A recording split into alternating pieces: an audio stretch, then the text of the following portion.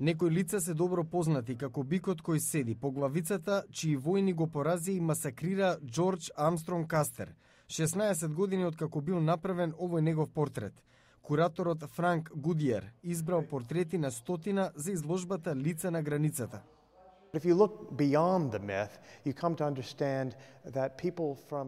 Ако погледнете подалеку од митот, согледувате дека се собрале луѓе од многу различни места, потекло и области за да го рекреираат американскиот запад.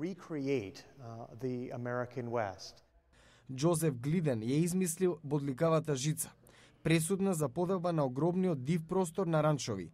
Ранчер бил и Теодор Рузвелт во Северна Дакота пред да влезе во Белата куќа во 1901. Може би нема да го препознаете овој бизнисмен, но сигурно го знаете неговото име. Levi Strauss comes to recognize that great fortunes can be made during the gold rush. Леви Штраус за време на златната грозница направил цело богатство благодарение на неговите популарни фармерки 501 меѓу рударите. Тука се истражувачи како Џон Весли Пауер, уметници како Чарли Расел, фотографи како Едвард Мајбридж и писатели како Семюел Клеменс, попознат како Марк Твен. Да не ги заборавиме и они од другата страна на законот, Джеси Джеймс, Буч Кесиди и Санденс Кид.